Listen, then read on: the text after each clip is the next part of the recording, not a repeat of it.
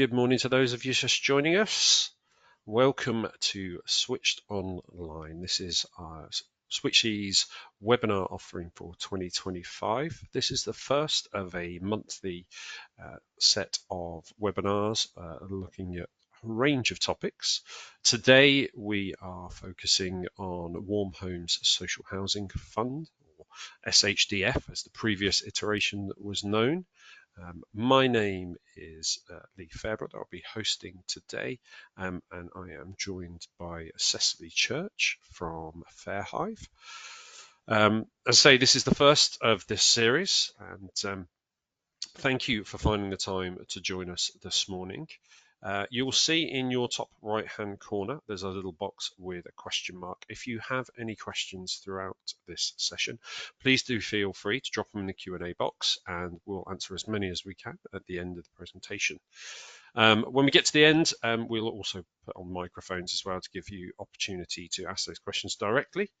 And you'll see at the very end there will be a link to a short survey. Please, if you could take the time to answer that, that's really helpful for us to ensure that we are offering the most valuable material to you as possible, and you can get as much from this as you can. So thank you again for joining us this morning. We have with us Cecily Church, Head of Environmental. We have myself, Leigh Fairbrother, head of sales at Switchee. I've been working on energy efficiency and retrofit projects for about the last 10 or 15 years. In that time, I've worked quite closely with Cecily on a range of projects. So if you can move on to the next slide. Cecily is head of environmental sustainability at Fairhive, and Switchee have been working with Fairhive for some time. This morning, Cecily is going to share some information and insight on their projects that they've been doing on Retrofit on SHDF Wave 2 and how that is feeding into Wave 3. But before we get to that, we wanted to capture some insights from yourselves. So we've got a couple of poll questions here. Firstly, what have you found has been your biggest challenge when you're delivering retrofit projects? And then we'll follow up with which factors influence the decision making. So you should see come onto your screen now a poll, and if you could submit your answers, that would be greatly appreciated.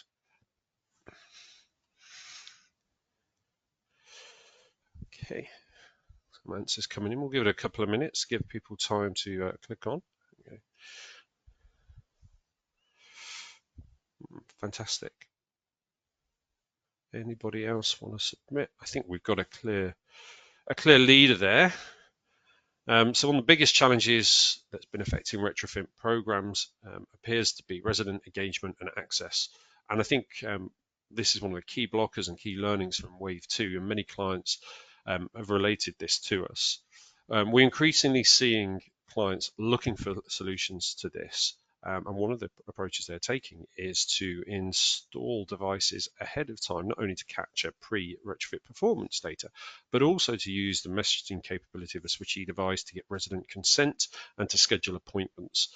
I think, as the guidance states, it's not enough just to send letters or text messages. So a real kind of rethink of how we approach that is necessary.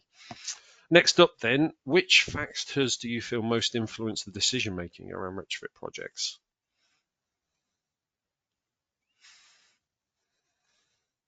If you could vote again, thank you. Very interested to get people's insights from this.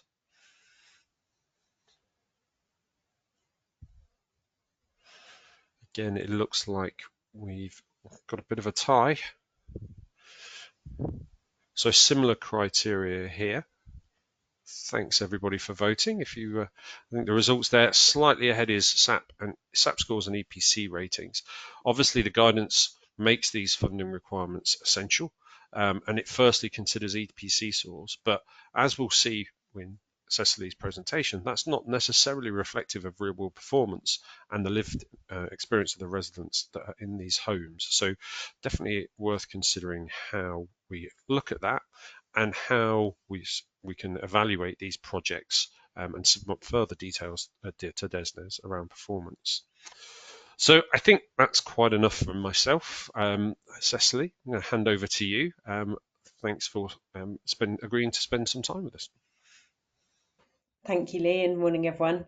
As Lee's mentioned, I'm Cecily, I'm Head of Sustainability at Fairhive, and I'm just going to be talking through our overarching approach and what we've been doing with Retrofit and how we're starting to make sure that that's analysed in practice. So next slide, please.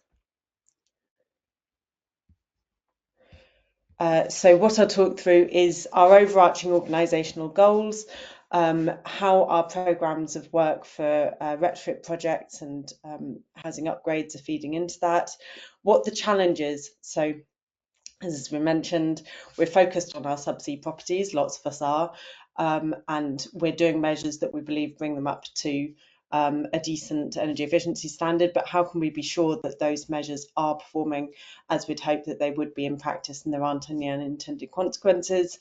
What we're trying to do as a solution, it's still work in progress, but the multi-pronged approach that we're taking that brings in live data that checks how those homes are actually performing, and then what we've got planned for the future. So we've recently launched our new sustainability strategy as one of the strands of Fairhive's overarching strategy for 2025 to 2030.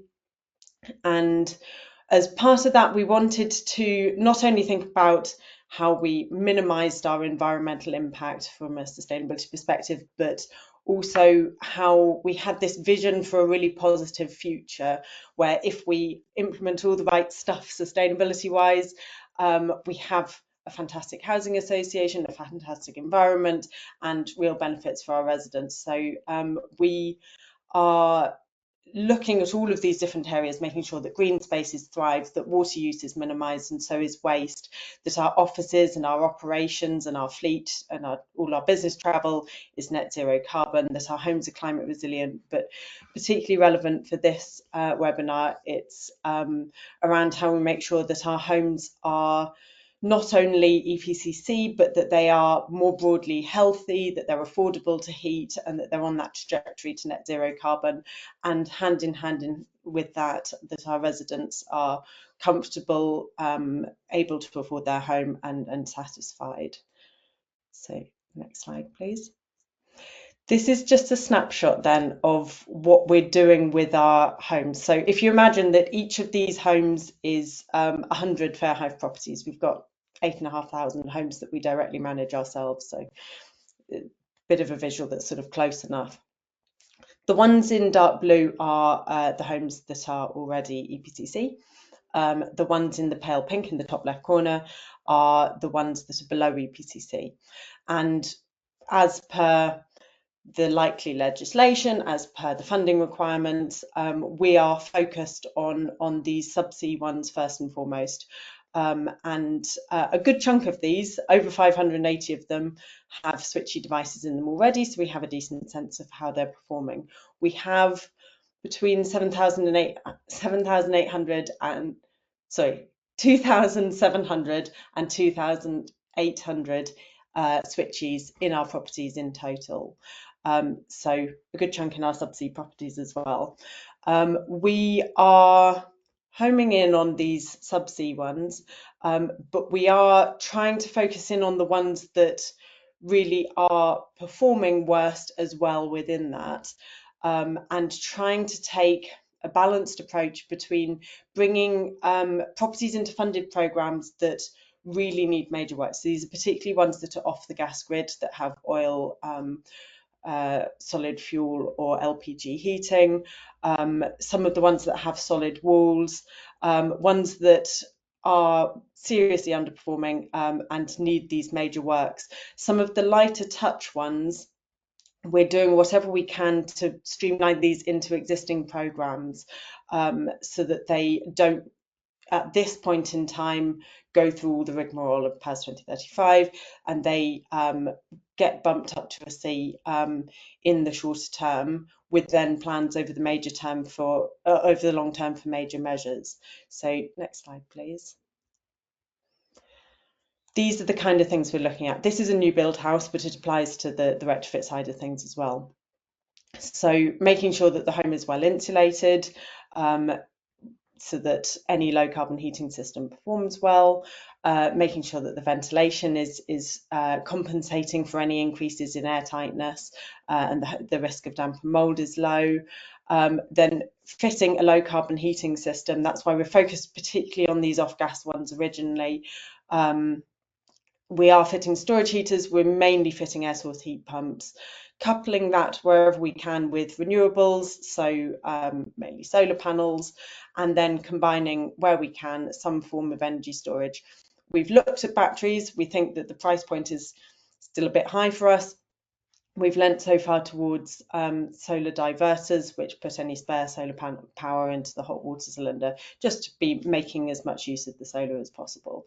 So this is our package of measures, and we are, with some variation between properties, broadly delivering this for our Wave 2 programme.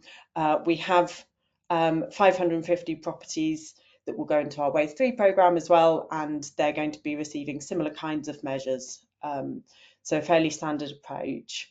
And we think that then that'll mean that once we've got this process really watertight, we can then use this same package of measures to go towards net zero carbon over the longer term. But we want to be really sure that this works in practice. So next slide, please. This is just to give a sense of what we've looked at as the relationship between SAP score and heat loss rate. So this is with our 2,700 to 800 homes that have Switchee devices in them. All I did here was take all of those properties with the Switchee device, look at what their SAP score was according to our records, and we've got pretty good SAP score coverage. We've got lodged EPCs for almost all of our properties, and then see what the heat loss rate was in January this year. So the time it takes in hours for a home to lose a degree of temperature internally. There are variations. This isn't a perfect measure of how energy efficient a house is, but it gives you a bit of a sense of it. And what this chart shows is there's a very slight but really, really small relationship between the SAP score and the heat loss rate in those properties in January this year. So the R squared value is 0.002. Basically, there isn't a strong relationship between those two things. The SAP score is not a sort of overarching determinant of how energy efficient that house is necessarily in practice in these dwellings. So next slide, please. In terms of the solution, we still think that we can make use of those subsidies, of that sort of focus on the EPCs, the subsidy properties.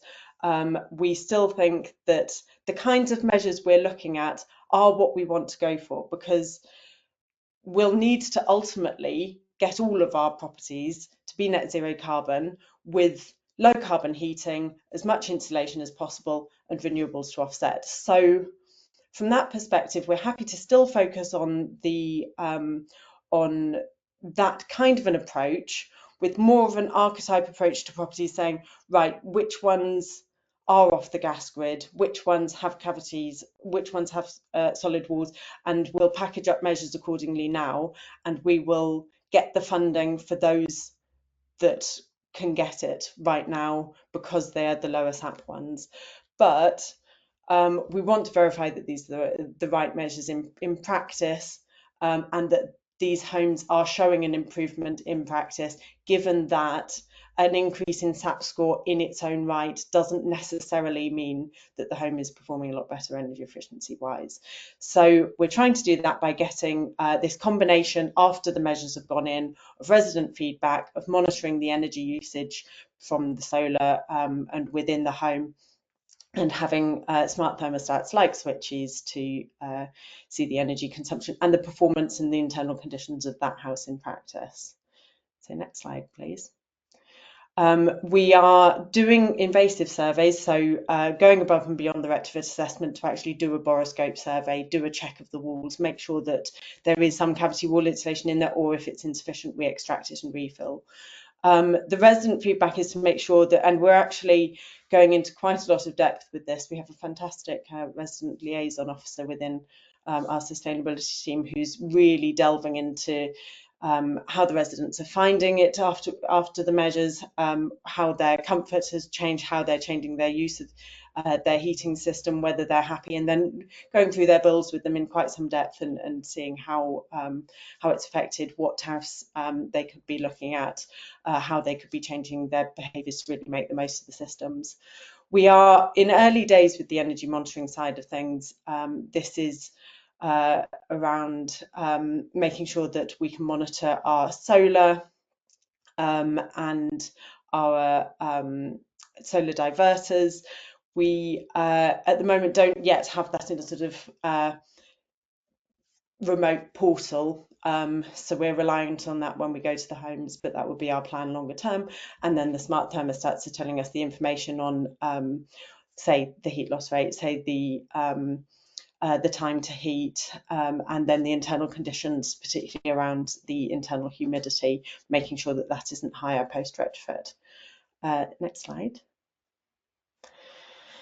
In terms of how we're facilitating this internally, we have set up a working group which spans sustainability, the sort of investment programme side of things, which is particularly looking at it from a damp and mould perspective, and our welfare team as well, so that we're trying to think about this holistically in terms of the measures we put in, how that impacts the home, and how we relate to the residents as well, how we communicate with them. We have also had our IT team involved in setting up Power BI, so that the rich data that you get from the Switchee portal is feeding through into a centralised system, because a challenge that we had in-house was that the Switchee data was out there, but it was another step to go and look at it rather than look at our own internal systems where all our existing home data is. So bringing these all into one central point that you can go into a property, this is a picture on the left, and see how that property is performing, and then also next to it see all the information on how on what we've got in that house that's taken from our internal systems, is a valuable step for making sure that this is used internally.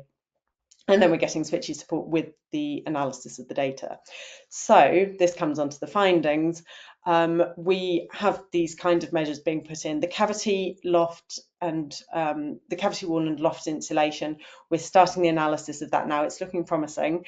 The air source heat pumps we're a little further off with, more to be worked through on that. But the external wall insulation is what we started with. So we, on the next slide, put external wall insulation into properties like these ones, and we had before data from the winter before last, we had after data from this winter, and we had support from Switchee to do the analysis on how the homes were performing before and after, broadly between October and November last year, October, November this year gone. The results were really promising. We found, just to go through each of these areas, that the time that the temperature was at least 18 degrees went up from half the time on average in these properties up to 62% of the time. So a significant increase in how warm they were being kept in the home, which is really important for the health of the residents. That's the advised minimum temperature that you keep your home to in order for you to stay healthy. And conversely, just to skip to the one on the further right, the hours that the heating was being used dropped on average from the 3.9 hours to the 1.5 hours. So after the retrofit. So it wasn't as though the home was warmer because they were using their heating a lot more. Actually, they had the drop in the heating usage overall, but the homes were still staying warmer. Which was a really fantastic result, and that seemed to critically be because of the reduction in the heat loss rate, which is what you would expect, what you'd hope if you put an awful lot of insulation on the outside of a property, that the heat loss rate really increases in terms of the number of hours it takes going up from the 3.8 to the 5.8 to lose a degree of heat. But it was just exciting to see it in practice. So yes, next slide please. And this is just to show the difference between those 7 properties that we had in. So for the heat loss rate, everything on that one on the left improved, which is a really good sign. And the hours of heating usage dropped for everybody. The one on the right is a bit interesting because it shows that while 5 of the 7 properties did have an overall improvement in the time above it, there were some properties that sorry, the other way around, that there were some properties that had an increase in the time above 18 degrees. There were some properties that had a decrease in the amount of time above 18 degrees. And I think that shows that it's worth delving into the individual properties rather than the averages, and it's worth unpicking like what the cause of that is in practice. And I think in this instance we had sort of further conversations with the residents, and there is perhaps a sense that once it's insulated, you will not need to use a heating. And this is something we've probably seen a bit of across the board, that there is an expectation that we put these measures in and bills will be incredibly low, or there will be no need for heating, or sort of everything will be really, really easy to heat, really, really efficient. And I think that we just need to manage those expectations. And this is something that we're learning with wave 2, with wave 3, getting that communication right of saying, this should improve things and we will do everything we can to make sure it does. And we've got the evidence to back up the fact that it does make an improvement. But there may be needs for behaviour change, and there will still be bills. You won't have solar and your energy will all be free, for example. So just having that management of expectations so that people don't inadvertently put themselves into fuel poverty, or that they aren't disappointed post retrofit is quite important. And then one chart that isn't on there, but just I wanted to mention, was around the humidity side of things. And it was really reassuring to see that actually the relative humidity internally dropped slightly following the retrofit, which gave us confidence in the new mechanical extract ventilation systems that we were putting in, but is just something that we were cautious of when we were doing retrofit, that we wanted to be sure that those increases in air tightness didn't lead to an increase in humidity, and is something we're looking at very closely with the damp and mold team, and making sure that we fit fans that we think really will do a good job according to what they've had previous experience with, and looked at from the Switchee data to make sure that the risk of damp and mold really doesn't go up. So our next steps are to do some further data analysis. For example, looking at degree days, we were sort of looking at general periods of time when the weather conditions were similar, so that was good, but really making sure and drilling down into whether variations in temperature year on year affect those overall results, making sure that that kind of noise is stripped out of the analysis. The system integration, so looking at how we integrate the switches into heat pump systems, and also whether in Power BI we can pull different data sets together, especially when we say have the solar monitoring, to understand that full picture of the home. I think Leigh's going to mention about the smart meter side of things as well, that we're starting to have a think about. And then taking that action on the findings. So I sort of touched on it before, but it's one thing to know the information and have the data, it's another to then take those steps on it. But this is where we're hoping that the working group really pans out, that, and particularly with some of the new incoming functionality of the dashboards, helping from a Switchee perspective, helping with that diagnosis, to then be able to say, right, we think that maybe the retrofit measures are underperforming, we need our contractors to go revisit them, or whether we think this is more around the resident engagement, in which case we need to go back out and have that conversation with the residents and whether they're able to afford their home or not, or whether this is more of a damp and mold thing and we need to check those fans or perhaps replace them. So that's what we're starting to build up to now, how we diagnose and allocate within the team. So yeah, that's me. Thanks very much. Fantastic, Cecily. Thank you for that. That was very insightful. I think those results towards the end on the EWI project are particularly interesting, especially when we consider that winter 24-25 was so much colder than previous winter, the previous winter before. And it was especially interesting to see the correlation or lack thereof between the heat loss performance and the EPC rating, just highlighting how different that real world lived experience for residents can be. And it was a big data set as well, so really meaningful. But well done. The EWI project itself has clearly been successful.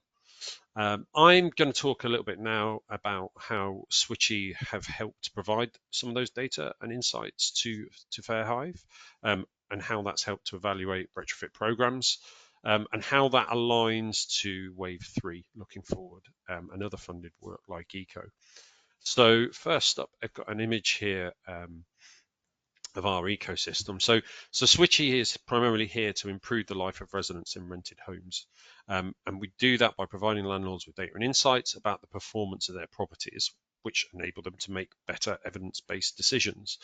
And this image describes the Switchee infrastructure and how we achieve that. So within which we have our 4G and Z-Wave enabled smart thermostat, which sits at the center of this ecosystem, and draws data from the internal environmental sensors, but also from other sources that can be paired to it, such as Z-Wave sensors of a varying type. We are launching with Ventaxia a Z-Wave enabled Revive 7 version fan, which will also track performance around the relative humidity levels in wet rooms and the performance and runtime of devices. Cecily touched on it there, and I'll expand on it a little bit more, but we can also then bring in smart meter half-hourly data. All of this then with external weather data and the EPC data is then taken directly into the cloud and processed and then visualized in a number of different ways. So most clients are used to seeing this through our Switchee portal, which they can interact with and get a very granular view of the information on an individual property level. But increasingly, we're seeing demand for that to be either put directly into housing management systems using an open API, or similarly using the open API to visualize that data in Power BI. We can also now process that data along with smart meter data to calculate a heat transfer coefficient, or HTC. Next slide, please. So Smart Meter Insights is relatively new, but something that we've been using for some time. We have agreed with Ofgem an approved process to get resident consent in order for them to share their half-hourly data. And then that can be combined with the performance data from the property. It's collected by the sensors in the device, and that can be used to create a heat transfer coefficient. Now, every property has a heat transfer coefficient, which is modeled in RDSAP. This is an actual real-world performance, so you can get that evaluation between the two.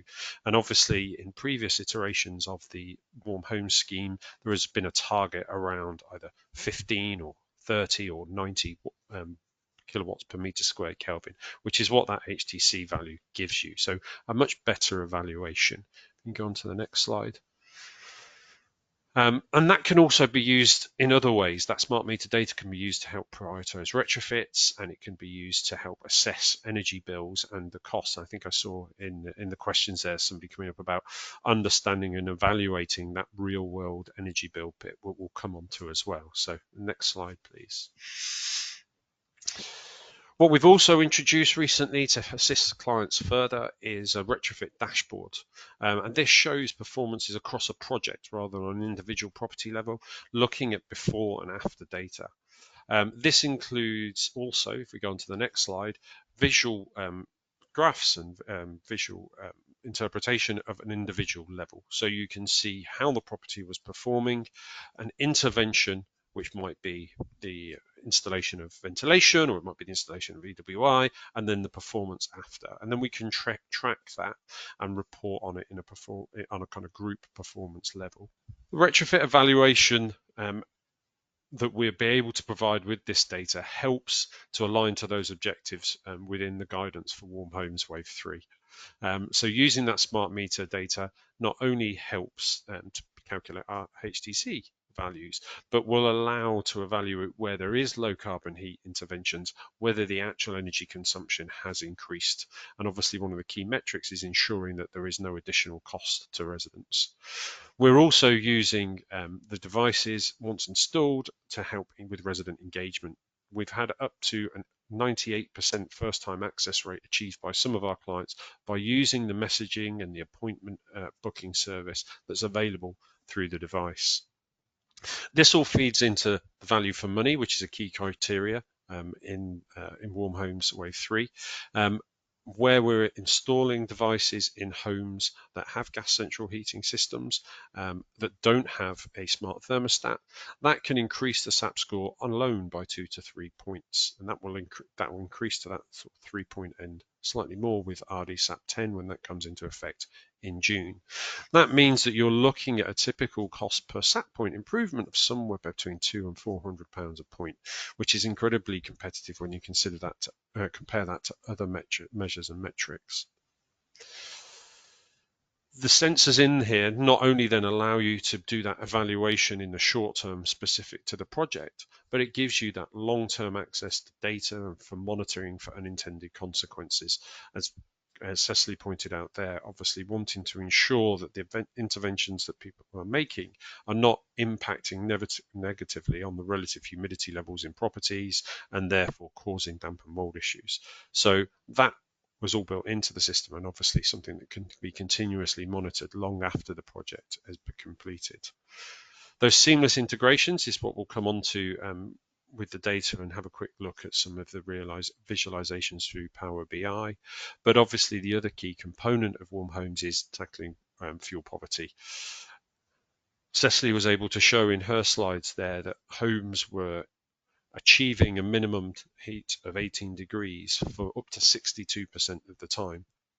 We have a fuel poverty metric where we look at performance in properties, and if for any reason residents aren't able to heat their home for more than half of the time to a comfortable or safe level, which is 18 degrees as specified by World Health Organization, then we can flag that and we can help the landlord with interventions to address it. That could be sending fuel vouchers to the device, or simply offering advice through the communication surfaces. If you move on to the next slide, hopefully we will see further insights with Power BI. So Cecily touched on how Fairhive has started to use the open API to align the data that's coming out of Switchee devices and ecosystem with information that they have. And this just tells a little visual journey sort of left to right of how others are looking at doing this as well. So first of all, you all have a lot more data on your properties about archetypes, about residents, about the history. So by aligning the data that comes out from real world performance against this, you can start to look at things about how that compares with real life performance. So in this example, a client has taken the data from Switchee devices, created an overview of that, and then started to compare that against one key metric, in this case damp and mold, looking at, first of all, property archetypes and which property archetypes correlate most closely with those risk factors around damp and mold. They've then looked at the resident archetypes that live in those properties, the makeup of occupancy levels, etc., to be able to find the stronger correlation. And then finally, they've taken that data and then they've compared that to the rest of the portfolio that doesn't have sensors and devices to be able to model out and predict which of those are the highest risk of having those same characteristics. Obviously, there was a very strong correlation between damp and mold and retrofit, We know that the harder it is to heat a home, the poorer the fabric performance is, and the poorer the ventilation levels are, the higher the probability of damp and mold. So these are intrinsically wed, and therefore using information in this way, in a predictive manner across a portfolio, can really help to strategically target those properties that are going to be most benefit most from further retrofit interventions. So we've covered an awful lot of information there. I know that there's been questions coming in throughout, so we appreciate you all putting those questions forward. If you have any more, please do feel free to put those into the chat. I'm going to move on to those questions now.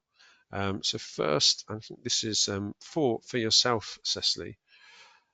How would you go about evidencing that you've not increased resident energy bills when you've installed heat pumps in retrofit? Yeah, so this is one that we are starting to grapple with at the moment, I would say.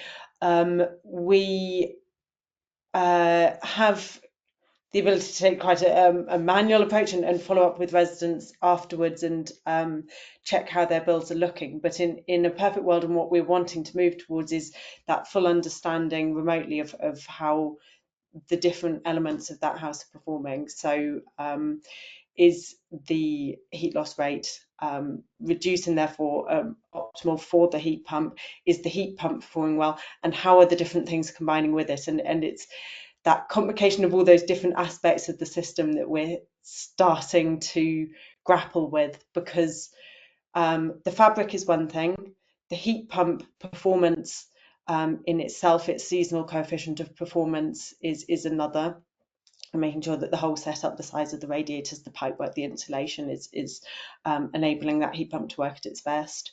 The solar and the offsetting of costs and the amount that is being used by the home where we have it in place rather than being exported to the grid is another factor that can help cut the costs down. And then in the round, what tariffs the residents are on, and so increasingly we're seeing that variability with tariffs. So there might be off-peak and peak rates multiple times during the day, and being sure that the most is being made energy consumption wise of those off-peak rates and not the peak rates is complicated. So we're at the stage of trying to grapple with it, trying to pull this data together, and trying to just talk through with the residents how they're experiencing it. But that would be where we'd hope to get to, of having a way of pulling all the data together to see in the round how that home is performing. I think you've highlighted there that it's not straightforward, right? It's quite a complex process to be able to get all of the data and process it in a meaningful way. And I think that's why we're increasingly seeing people wanting to get access to smart meter insights. Interestingly, we've looked across our clients, and probably now as much as 60% of properties have smart meters installed already. And if residents have been in for more than in tenancy for more than 12 months, then when we ask for consent, we can get the backdated data for 12 months. So even where we maybe are just completing an installation, we can start to get some of that historic information to making those calculations that much easier. I think there's a lot that goes into that, but I think it's a key thing that we need to consider. Another question here for Cecily: is there anything you did in wave one that you've realised is a better or different way that you can speed up tenant satisfaction? So there are a couple of things on this. Speed up is perhaps not what we've gone for. Improving it in general is maybe more the route. And I would say that there are two main things. One is diversifying how we contact the residents, and that it can be via the Switchee device, it can be via texts or or WhatsApp or email, but we have been very letter. I think that the industry is very letter focused, and I don't think that that always hits home. If you're sending something physically, we're keen to send more postcards so that it's something immediately visual and appealing rather than another letter that may or may not be opened. So that kind of diversity, I think we are finding is starting to help, and this has been alongside a whole data improvement project that Fairhive as a whole has done, so that we have really good resident data, including on contact details, so we are confident that we can send things out via these different mechanisms and that they will go to the right person. But conversely, I just think there isn't a substitute for face-to-face talking it through, especially as we have a lot of older residents, and I think that helps, but probably, to be honest, this affects anybody. These are new technologies they are technologies that people are less familiar with. They don't know exactly what the impact will be, particularly on the heat pump side. They've heard a lot of negative press, and I think that having our resident liaison officer and in our next phase, looking at having really robust resident liaison from all of our delivery partners as well, all of our installers, and everybody having that confidence in talking it through with the resident and what it means for them, I think will offer that reassurance. And that is how we've gained better access for our first wave, by having those in-person conversations. It's how we've improved the satisfaction post the measures going in, and I think it will be critical for wave 3. Having the diversity of communication methods is great, and we'll get access for a lot of places, but increasing that satisfaction and getting the really high engagement levels, I just don't think there's a substitute for it. And I would tend to agree. I think resident engagement should start as early as possible in any project. I think one of the learnings from wave 2 especially was that because people were waiting for funding decisions and procurement decisions, actually the resident was engaged pretty late in the process, by which time everybody was ready to go, and it all happens very quickly for a resident. So I think the bigger the run up, the more engagement over time that people have to come on board with these changes is very useful, and that's definitely helped face to face. Following on from that, a question from the audience: did Fairhive do this retrofit themselves, or have you used external suppliers for this? It's obviously outside of Switchee, so maybe who have you used, and how did that go? Yeah, so we have a decent in-house team for sustainability that was effectively put into place for delivery of the Wave 2 programme. So besides myself and the resident liaison officer I've mentioned, we have a sort of contract manager, we have a reporting lead, we have our own in-house retrofit coordinator who's covered all of the coordination for Wave 2 and will cover for Wave 3 as well. And we found that very valuable, having the coordination role internally, and just having that ability to go out and see sites whenever we need to, that knowing that we've always got Fairhive interests at heart, and that ability to get engaged with all the other teams. So, for example, if a property becomes void, or if we need to speak to lettings, or other measures are going on like roof replacements, having that engagement really helps. And we have an apprentice as well, which is great. So big in-house team, but we do not do the bulk of the retrofit delivery ourselves for the Wave 2 programme. We had a tier 1 contractor for Wave 2. We're looking at more of a tier 2 contractor approach, more sort of closer to the installer's approach for Wave 3. But we do outsource that. We do have our own DLO, and we are increasingly so, for example, installing storage heaters internally, but also then training up in heat pump maintenance and in due course installation, perhaps looking at the solar PV side of things. So that interaction between what we're doing and what other teams are doing, that is also improving the SAP score, and also what we're doing now in sustainability and how that will affect the teams internally who will be maintaining and servicing this equipment going forward. is really important and something we're working hard on to build those relationships, because there is a lot of in-house knowledge and expertise and capacity, and so making sure that we really integrate that into our whole sort of retrofit program is really crucial. That's fascinating. Are your DLO therefore becoming a PAS accredited to become installers for retrofit measures as well? It's something that we have looked at. We're not at that stage yet.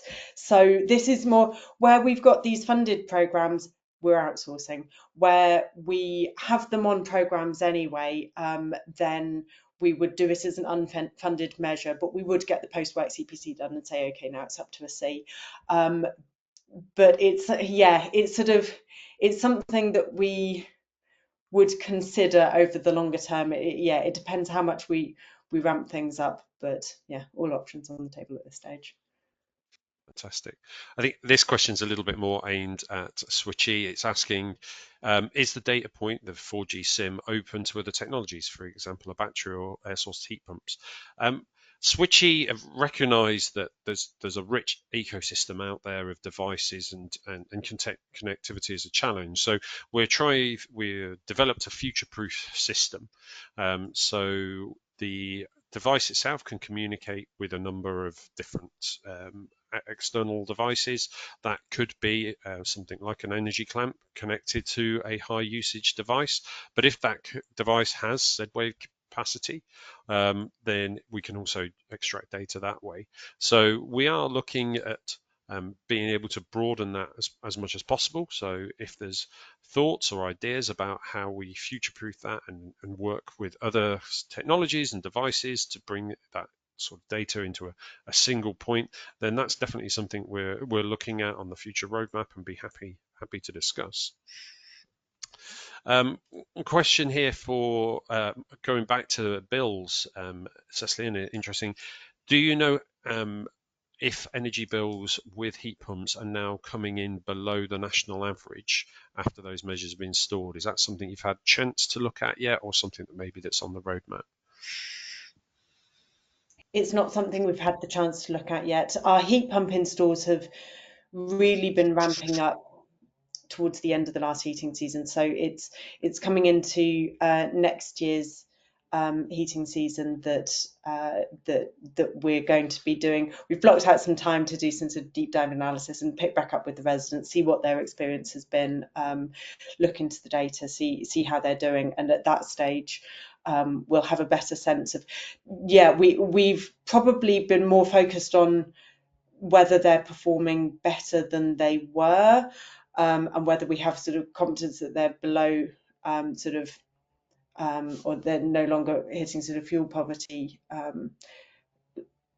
kind of measures. But it is something that we could look at off the back of that, of like whether they were, for a like house, performing below the bills were below the national average. But it's definitely something that we're going to be looking at, and as said before, trying to see how that combination of measures has worked. And it's I guess we are trying to encourage with the solar for as much to be used in the house as possible. We're also trying to set up residents to be able to claim the smart export guarantee. I know that this varies between housing associations of whether the landlord claims it, whether the resident claims it, or whether neither does yet, and it's sort of a wait and see process.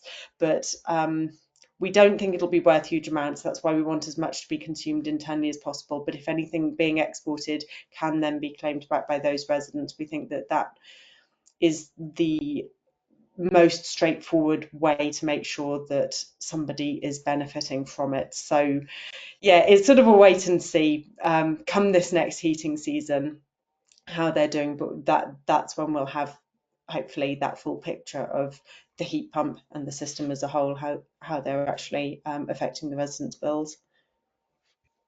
That's good to know. Wave 3 is obviously about to, or should have already kicked off.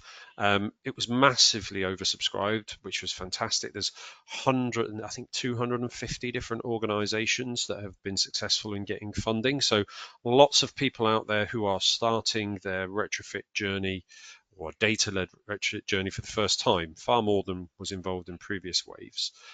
So what advice would you give to providers that are just starting out with data-led decision-making around retrofits?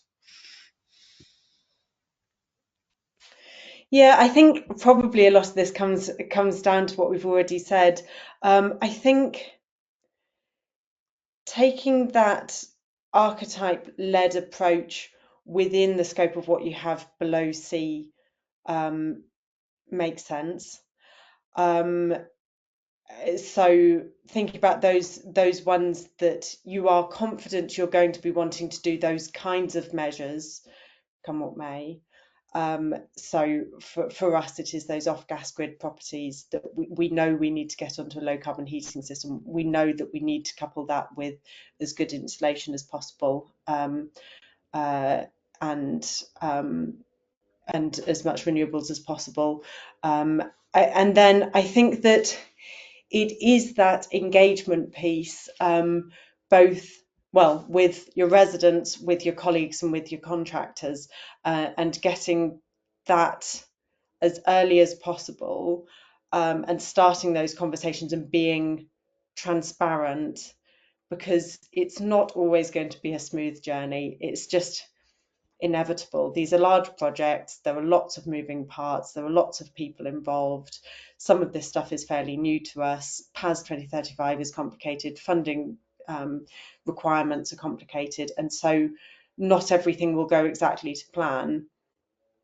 But the critical thing is to have that dialogue, because that will allow those different parties to be more tolerant, and it will allow you together to work out solutions that improve things in future, rather than everyone getting frustrated with each other and shutting down and not engaging any further.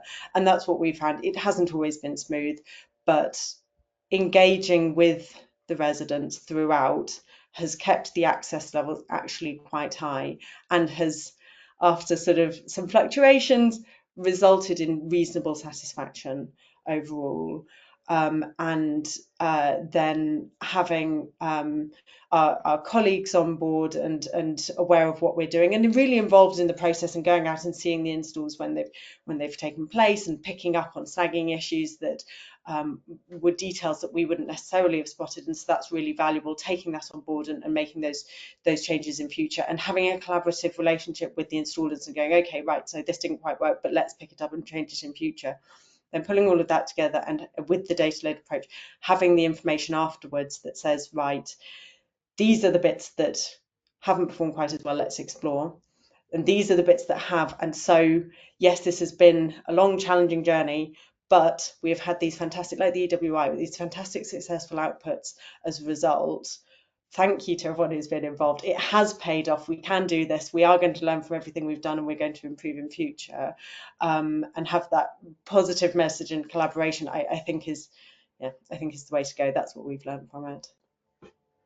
I would have to agree. And I think, you highlighted there, this is a long journey, especially wave a 3-year program, where that AWI project has been successful is where you've been able to collect data from a heating season prior to measures going in and evaluate it afterwards. So I think, whilst we're at the start of 3 years, getting devices or getting equipment in to be able to collect that information, getting consent from residents about their engagement and smart meters insights as early as possible to be able to capture as much information helps take them on the journey by showing them this is where you are and this is what we've done in the past, how it's been successful and how it will be successful for you. So collecting that data, I think, is absolutely critical.